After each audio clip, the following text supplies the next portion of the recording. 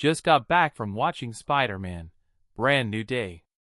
And here in this video I'll tell you, according to me, what was good in the movie, what was bad, what was average, and overall how the movie was. And obviously this entire video is completely spoiler-free, meaning you can watch this review even without seeing the movie. First, let's talk about the good. The movie's biggest strength is its emotional core. This movie is less about action and more about Peter Parker.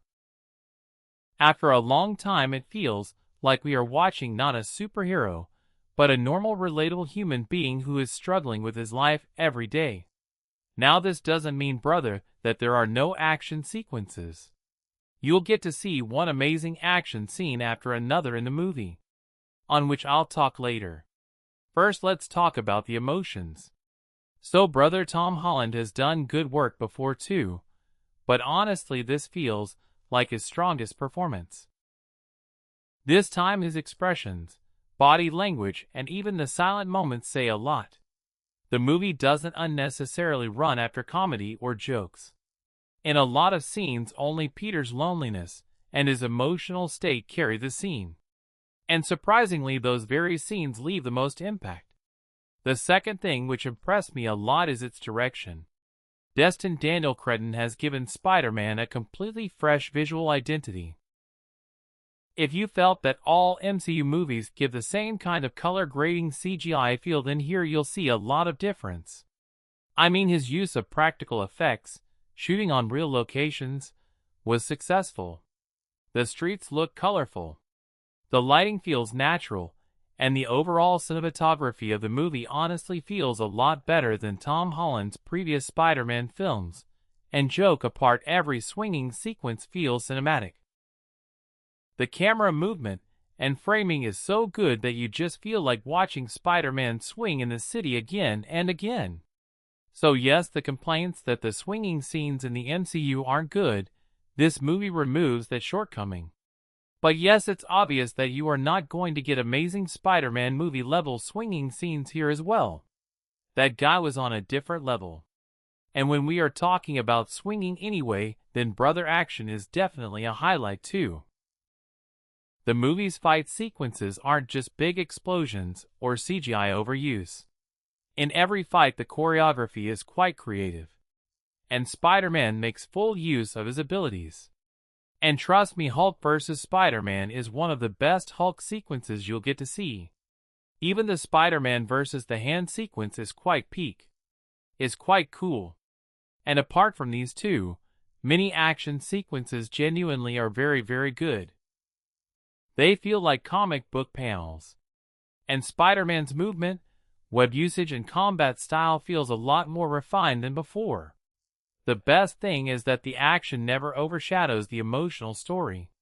Both things are balanced out. Both things balance each other. One more major plus point of the movie is that brother, finally Peter Parker feels like he is getting his identity. In the previous trilogy many people felt that Tom Holland's Spider-Man is a bit immature. The MCU had decided that they will show this character as a teenager in the MCU who keeps making mistakes. He doesn't know the full potential of his power. And finally, after the events of No Way Home, this Spider-Man has reached that stage where Tobey and Andrew's Spider-Man had come after Uncle Ben's death. Basically, the character development that the previous Spider-Man got in 30 to 35 minutes of one movie, that same character development has been given here in 3 movies. Meaning the friendly neighborhood Spider-Man vibe has finally returned in this movie. The supporting cast is also very strong. I won't go into detail about any character because it's a spoiler-free review. But yes, Panisha and Spider-Man's chemistry feels nice. CG Singh's performance is very, very good, and after them all the important supporting characters don't feel like their purpose is just fan service. Every character definitely contributes something or the other in Peter's journey. Visual effects also must be praised. Yes, at some places you do feel the CGI, but the overall quality is very polished. Especially Spider-Man's suit looks outstanding this time, because it's a real suit. Now let's talk about those things which are good but not perfect. meaning average. The first point is the movie's pacing. The film's runtime is around 2.5 hours, and honestly at some places it does feel lengthy. Especially in the first half, the movie builds a bit slow. This slow pace is not completely boring because it also feels necessary to establish Peter Parker's emotional state, but some sequences could have been edited tighter.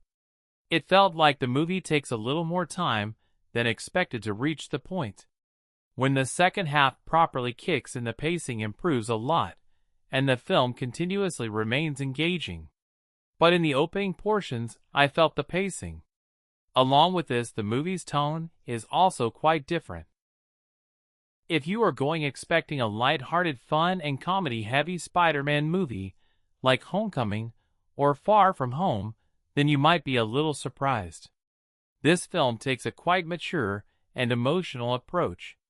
It has humor, but in a controlled amount.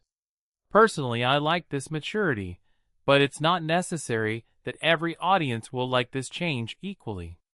Because for some people, Spider-Man Homecoming might be their first Spider-Man movie. Due to which many people like to see Spider-Man as a fun, immature superhero. And for them, the movie's heavy emotional tone might feel a bit unexpected. But yes, personally I like this tone change. Now come to the negatives. The biggest issue for me apart from the pacing were some supporting stories or subplots. The movie introduces some new characters and concepts, but every subplot doesn't feel that impactful. There are some moments where the narrative kind of stops. Like the movie is trying to give importance to a side story. These scenes might be important for the overall story. But at that time while watching the movie, the momentum does break a bit. The thought definitely comes to mind that, brother, what's going on? Come back to the main point. I mean, I can't give spoilers here, but yes, those who have seen the movie will understand what I'm trying to say. Thankfully, the payoff of such scenes is satisfying to a great extent. So this problem doesn't damage the movie, but is definitely noticeable. The music is also good this time, but didn't feel as memorable as the previous trilogy. Michael Giacchino's score does support the emotional scenes, but the instantly memorable quality like the themes of Homecoming or No Way Home, I didn't feel that this time. This doesn't mean, brother, that the soundtrack is bad. It's just that the comparison is so strong, the benchmark is so high, that the expectations were very next level. And if I give one more minor complaint, then brother, the first act of the movie feels a bit familiar because of the marketing. Now this is not the movie's weakness. It's the marketing's weakness. A lot of footage has already been shown in the trailers and promotional materials. So the surprise factor in the opening portion reduces a bit. I mean, Sony people shouldn't release so much footage in the name of marketing. But yes, as soon as the film catches its original direction, after that the experience keeps becoming very strong. But as soon as the movie starts, it definitely feels that a lot of it has already been seen. Now I know that after hearing so many complaints, many people will be saying, brother, how are you giving negative points? Why are you giving forced negative points? So understand from this only, brother, that overall the movie is very good, that the negative points can be ignored.